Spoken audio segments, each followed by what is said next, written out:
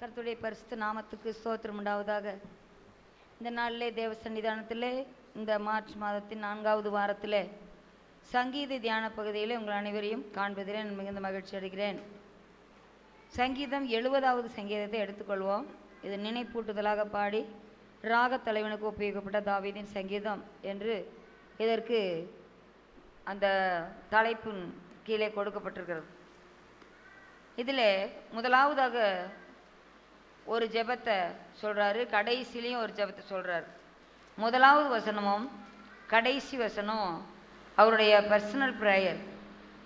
அடுத்ததாக 2, 3, 4 இது மூணுமே அவர் உரிமையோடு விசுவாசத்தோடு செல்லக்கூடிய விசுவாச அறிக்கைகளாக உள்ளது. 1, 5 ஜெபம், 2, 3, 4 விசுவாச அறிக்கை. ஹல்லேலூயா.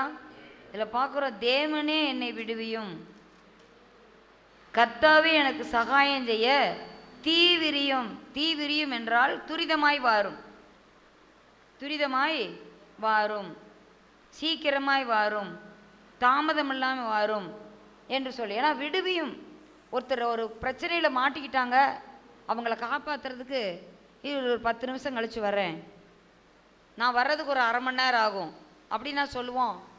ஒரு ஆபத்துன்னு சொன்னால் என்ன செய்ய, உடனே துண்டகானம் துணிகானன்னு ஓடுவோம். அதுதான் தீவிரமாக போய் உதவி செய்கிறது.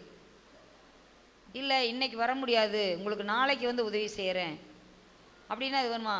ஏற்ற காலத்தில் செய்த உதவி சிறிதெனினும், காலத்தினால் செய்த நன்றி சிறிதெனும், ஞானத்தின் மானப்பெரிது. இந்த உலகத்தை காட்டிலும் பெரியதாமா அந்த நேரத்தில். டைம்லி ஹெல்பிங், அந்த நேரத்தில் செய்யணும்.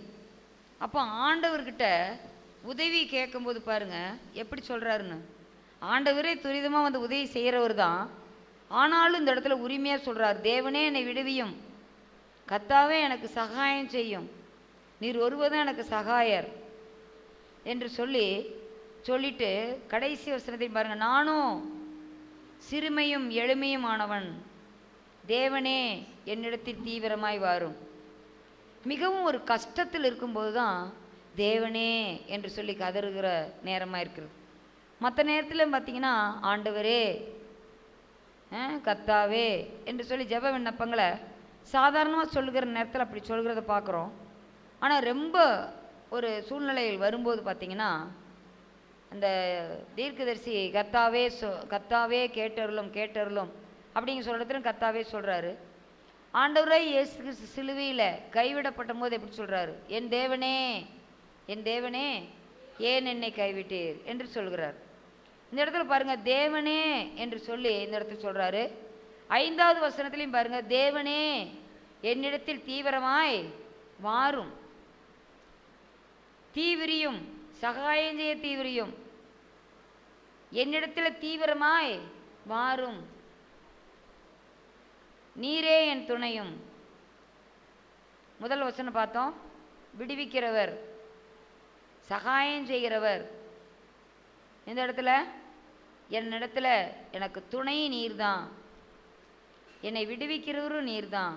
ஆகவே நீர் எப்படி வரணும், கர்த்தாவே தாமதியாமல் வாரும். ஆண்டவரே, நம்ம வாழ்க்கையில் சில காரியங்கள் ஆசீர்வாதங்கள் தாமதிக்கிறதா? தாமதிக்கிற ஆசீர்வாதங்கள் துரிதமே வர வேண்டும் என்றால் ஆண்டவரிடத்தில் நாம் இந்த ஜெபத்தை ஏறெடுக்க வேண்டும்.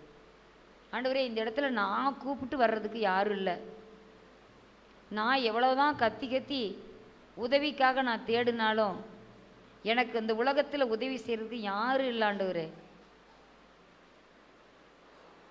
ஆனால் எந்த பிரதிபலனும் எதிர்பார்க்காம அந்த உதவியை நம்ம திருப்பி செய்வாங்கங்கிற எந்த பிரதிபலம் இல்லாமல் எனக்கு உதவி செய்கிறதுக்கு ஓடி வருகிற தகப்பன் நீர் ஒருவர் தான்.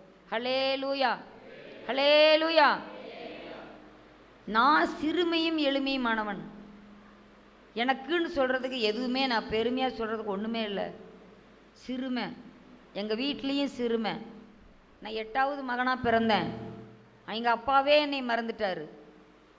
எல்லா பசங்களையும் அனுப்புகிறாரு சாமுவேல் வந்தபோது, ஆனால் என்னைய ஒரு பொருட்டாவே நினைக்கல.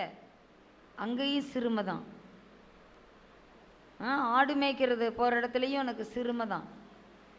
நான் சிங்கத்தை கொன்னேன், கரடியை கொன்னேன் அப்படின்னு போய் வீட்டில் சொல்லும்போது அதையே கேட்டு ஒருத்தர் அவனை அப்ரிஷியேட் பண்ணுறது யாரும் இல்லை. இவனாக தான் எல்லா இடத்துலையும் சொல்லிக்கிறான், நான் சிங்கத்தை கொன்னேன், கரடியை கொன்னேன். ஏன்னா பக்கத்தில் அக்கம் பக்கத்தில் அங்கே மேய்ப்பர்களும் வந்து உதவி செய்கிறதுக்கு யாரும் இல்லை. ஆண்டவர் தான் அந்த தீவிரமாக வந்து உதவி செய்கிறார். இப்போ பாருங்கள், எளிமையுமானவன், நான் ரொம்ப எளிமையுமானவன், தேவனே என்னிடத்தில் தீவிரமாய் வரும், தேவனே என்னை விடுவியும், நீர்தான் என் துணை, நீர்தான் விடுவிக்கிறவர் என்று சொல்லி கூப்பிடுறார். இப்போ சத்துருக்கள் என்ன செய்வாங்கன்னு சொல்லிட்டு 2 காரியத்தை சொல்கிறாரு விசுவாச அறிக்கையா. என் பிராணனை வாங்க தேடுகிறவர்கள் வெட்கி நாணுவார்களாக. நாணம் என்றால் வெட்கமடைதல், வெட்கி வெட்கமடைவார்களாக. எனக்கு தீங்கு வரும்படி விரும்புகிறவர்கள் பின்னிட்டு திரும்பி லட்சையடைவார்களாக. என் பிராணனை வாங்க தேடுகிறவர்கள் என்ன வாங்குவாங்களாம்? வெட்கி நாணுவார்கள். ஏன் நாணுவார்கள்னு சொல்லியிருக்குதுன்னா, வெட்கி தலை குனிவார்கள். நாணல் புல் என்றைக்குமே என்ன செய்யும்? எங்கே காற்று வீசுதோ அங்கே அதுக்கு நல்ல ஒரு ஸ்ட்ரைட்டான ஸ்டெம் கிடையாது, அதுக்கு வீக் ஸ்டெம்டு பிளான்ட். என்ன பண்ணும்? அது அப்படியே சாஞ்சிரும், நாணலை போல் சாஞ்சிரும். அதைத்தான் சொல்லியிருக்கிறார். நாணலை போல் நீங்கள் வலது இடதுபுறம் செய்யக்கூடாது, சாஞ்சிடக்கூடாது. இந்த வெட்கி நாணுவார்களாக, தலை கவிழ்ந்து போவார்களாக. எனக்கு தீங்கு வரும்படி விரும்புகிறவர்கள், தீங்கு வரும்படி கூட சிலர் விரும்புவாங்களா அப்படின்னு ஒரு கேள்வி வருது பார்த்தீங்களா? எனக்கு தீங்கு வரும்படி விரும்புகிறவர்கள் அவன் நல்லாவே இருக்கக்கூடாது, அவங்க உலகத்தில் நல்லாவே இருக்கக்கூடாது அப்படின்னு சிலர்லாம் வன்கண், நிபச்சொல்லுகள், விரல் நீட்டுதல். சிலர்லாம் பார்த்தீங்கன்னா எல்லாரும் கொஞ்சம் நல்லா இருக்கிறது பிடிக்கலன்னா உடனே அந்த கையை பிடிம்பாங்க. அவங்க இப்படியே போயிடணும் அப்படிலாம் சொல்லுவாங்க. இதெல்லாம் என்னது? தீங்கு வரும்படி விரும்புகிறவர்கள். அதான் சங்கீதம் 42 படிக்கிறோம். தீரா வியாதி அவனை பிடித்தது, படுக்கையில் கிடக்கிற அவன் இனி எழுந்திருப்பதில்லை அப்படின்னு சொல்லிட்டு சொல்கிறாங்களாம். ஆனால் கர்த்தரோ அவர்களுக்கு கண்களுக்கு முன்பாக என்ன செஞ்சார்? என்னைய விடுவித்தார் அப்படின்னு சொல்லிட்டு அந்த சங்கீதத்தில் வாசிக்கிறோம். நல்லா இருக்கும் அது. 41 பாருங்க, 5வது வசனத்தில், அவன் எப்பொழுது சாவான், அவன் பேர் எப்பொழுது அழியும் என்று என் சத்துருக்கள் எனக்கு விரோதமாய் சொல்லுகிறார்கள். ஒருவன் என்னை பார்க்க வந்தால் வஞ்சனையாய் பேசுகிறான். அவன் தன் இருதயத்தில் அக்கிரமத்தை சேகரித்து கொண்டு தெருவிலே போய் அதை தூற்றுகிறான். என் பகைஞர் எல்லாரும் என்மேல் முணுமுணுத்து, எப்படி முணுமுணுத்து? ஏகமாய் முணுமுணுத்து எனக்கு விரோதமாய் இருந்து எனக்கு பொல்லாங்கு நினைத்து தீரா வியாதி அவனை பிடித்து கொண்டது, படுக்கையில் கிடக்கிறவனை எழுந்திருப்பதில்லை என்கிறார்கள். என் பிராண சிநேகிதனும் நான் நம்பினவனும் என் அப்பம் புசித்தவனுமாய் மனுஷனும் என் மேல் தன் குதிங்காலை தூக்கினான். கர்த்தாவே நீர் எனக்கு இறங்கி நான் அவர்களுக்கு சரிக்கட்ட எழுந்திருக்க பண்ணும். என் சத்துரு என்மேல் ஜெயங்கொள்ளாததினால் நீர் என்மேல் பிரியமாயிருக்கிறேன் என்று அறிவேன். பார்த்தீங்களா எப்படி? என் உத்தமத்தில் என்னை தாங்கி என்றென்றைக்கும் உடைய சமூகத்தில் என்னை நிலை நிறுத்துவீர். ஹல்லேலூயா. அதுதான் சொல்லியிருக்குது. தீங்கு வரும்படி விரும்புவர்கள் பின்னிட்டு திரும்பி லட்சை அடைவார்களாக. என்பவர்கள் தாங்கள் அடையும் வெட்கத்தினால் பின்னிட்டு போவார்களாக என்று சொல்லி இந்த 3 காரியங்களை இந்த கர்த்தருடைய பிள்ளையாகிய தாவீது தன் பகைஞர்களுக்கு என்ன ஆகும் சொல்லி விசுவாசத்தோடு சொல்கிறார். உம்மை தேடுகிற யாவரும் உம்மிலே மகிழ்ந்து சந்தோஷப்படுவார்களாக. இது தேவ பிள்ளைகளுக்கு சொல்லப்படுகிற ஒரு வாக்குத்தத்தம். விசுவாசத்தில் சொல்கிறார், உம்மை தேடுகிற யாவரும். எப்போ தேடணும்? காலையிலே தேட வேண்டும். காலை தேடுகிறவர்கள் உம்மை கண்டடைவார்கள். ஹல்லேலூயா. எனக்கு டைம் கிடைக்கும் போது தான் ஜெபம் பண்ணுவேன் அப்படிலாம் இல்லை.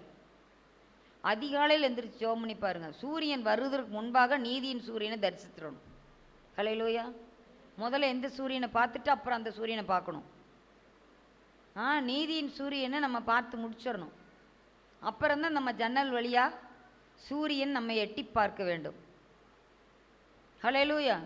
ஆகவே காலையில் நேரத்தில் எழுந்து அவரை தேட வேண்டும். பாதர் தான் அழகாக சொல்கிறார், அதிகாலமே தேடுகிறேன் ஆர்வமுடன் நாடுகிறேன். ஹல்லேலூயா. அப்படி தேடும் போது என்ன வருது? அடுத்த வரி பிரசன்னம், தேவ பிரசன்னம். ஹல்லேலூயா. யாரெல்லாம் அதிகாலையில் இருந்து ஜெபம் பண்ணுறீங்க? கை தூங்க பார்க்கலாம். வெரி குட், ஸ்தோத்திரம். கர்த்தர் உங்களை ஆசீர்வதிப்பாராக. உமது ரட்சிப்பில் பிரியப்படுகிறவர்கள், உமது ரட்சிப்பில் பிரியப்படுகிறவர்கள் தேவனுக்கு மகிமை உண்டாவதாக என்று எப்பொழுதும் சொல்ல வேண்டும். Glory to Jesus, glory to God, glory to Jesus. அதை சொல்லிக்கிட்டே இருக்கணுமாமா. சில பிரசங்கர் பிரசங்கம் பண்ண பார்த்துருக்கிறீங்களா? இடையில சொல்லிக்கிட்டே இருப்பாங்க, தேவனுக்கு மகிமை உண்டாவதாக, தேவனுக்கு மகிமை உண்டாவதாக சொல்லிக்கிட்டே இருப்பாங்க. ஏசிய தலைமை போதகர் தாமஸ் ராஜ் ஐயா அவருடைய பிரசங்கத்தை கேட்டு பாருங்க ஒரு நாள், தேவனுக்கு மகிமை உண்டாவதாக அப்படின்னு. அதை ஒரு தடவை பிரசங்கம் முடியறதுக்குள்ளே எப்படி ஒரு 50 தடவையாக சொல்லிடுவார். அதனால் நம்மளும் என்ன செய்யணுமா? ரட்சிப்பில் பிரியப்படுகிறவர்கள் தேவனுக்கு மகிமை. இது வரைக்கும் நம்ம சொல்லாமல் இருந்தோம்னா இனிமேல் சொல்லுங்கள். வெறும் ஆண்டவரே ஸ்தோத்திரம் அப்படின்னு மட்டும் சொல்லாதீங்க. தேவனுக்கு மகிமை உண்டாவதாக, glory to Jesus, glory to Lord, glory to Lord என்று சொல்லி நாம் சொல்லிக்கொண்டே இருக்க வேண்டும். எப்படி என்னன்னு சொல்லியிருக்குது? எப்பொழுதும், காலை பொழுதும் சொல்ல வேண்டும், மதிய பொழுதும், இரவு பொழுதும், எந்தெந்த நேரங்கள்லாம் நம்ம சொல்ல முடியுமோ அந்த நேரமாக சொல்லிக்கிட்டே இருக்கணும். ஹல்லேலூயா. ஆகவே 3 காரியத்தை பார்த்தோம். சத்துருக்கள் வெக்கி நாணுவார்கள், தீங்கு விரும்புகள் பின்னிட்டு திரும்பி லட்சை அடைவார்கள். அப்படின்னு சொல்லிட்டு நம்மளை பார்த்து சொல்கிறாங்க, வெக்கத்தினால் பின்னிட்டு போவார்கள். தேடுகிற யாவரும், கர்த்தரை தேடுகிற யாவரும் மகிழ்ந்து சந்தோஷப்படுவார்கள். ரட்சிப்பில் பிடிப்போ தேவனுக்கு மையம் உண்டாவதாக என்று எப்பொழுதும் சொல்வார்களாக. இதையெல்லாம் சொல்லிட்டு தான் அவர் சொல்கிறார் இந்த ஜெபத்தை. பார்த்தீங்களா? அது மாதிரி ஆண்டவர் நம்மை விடுவிக்கிறவர், நம் சிறுமையை கண்ணோக்கி பார்ப்பவர், எளிமையில் நமக்கு உதவி செய்கிறவர், எளியவனை குப்பையிலிருந்து உயர்த்துகிறவர். எப்படி செய்வாராம்? தீவிரமாய் வந்து, ஓடி வந்து, விரைவாக வந்து ஆண்டவர் உதவி செய்கிறார். கண்களை மூடுவோம், ஜெயிப்போம். எங்களை மிகவும் நேசித்து வழிநடத்துகிற அன்பின் பரலோக பிதாவே, இந்த சங்கீதத்திலிருந்து எங்களோடு பேசியிருக்கிறீர், அதற்காக உங்களுக்கு ஸ்தோத்திரம். கர்த்தாவே, தீவிரமாய் வாரும். எது வரைக்கும் காத்திருக்க வேண்டுமாப்பா? ஆண்டவரே, விரும்பினது வரும்போதோ ஜீவ விருட்சம் போல் இருக்கும் சொல்லியிருக்கீங்களே, நீண்ட நாள் காத்திருக்கிறது இருதயத்தை இழைக்கப்படும் என்று சொல்லியிருக்கிறீங்களே அப்பா, நீர் ஒருவரையும் காக்க வைக்கவே மாட்டீர் ஆண்டவரே. அதினதின் காலத்தில் எல்லாவற்றையும் நேர்த்தியாய் செய்கிறவர். ஆகவே எங்கள் வாழ்க்கையில் ஆண்டவரே தீவிரமாய் வந்து எங்களுக்கு உதவி செய்யும். இந்த உலகத்தில் நாங்கள் துடைத்து போடும் அழுக்கி போல சிறுமையும் எளிமையுமாய் இருக்கலாம், ஆனால் உம்முடைய பார்வையிலே நாங்கள் மிகவும் உயர்ந்தவர்கள். ஆகவே அப்படியாக கர்த்தாவே, உன்னதங்களில் உம்மோடு உட்காரும்படிக்கு அருள் செய்கிற தேவன், கொஞ்ச காலம் பாடு அனுப்புகிற எங்களை ஆண்டவரே, எங்களை ஏந்தி சுமந்து தப்புவித்து பாதுகாத்து எங்களை வழிநடத்துங்கப்பா. என் சத்துரு வெட்கப்பட்டு போகும்படி நீர் எனக்கு உதவி செய்துபடியால் நம்மை துதிக்கிறேன் என்று சொல்லி தாவீது சொல்கிறார். ஆகவே நாங்களும் அப்படிப்பட்ட ஒரு அனுபவத்தை எங்கள் வாழ்க்கையில் பெற்றுக்கொள்ள எங்களுக்கு உதவி செய்யும். இயேசு கிறிஸ்துவின் மூலம் ஜெபங்களும் ஜீவன நல்ல பிதாவே, ஆமென்.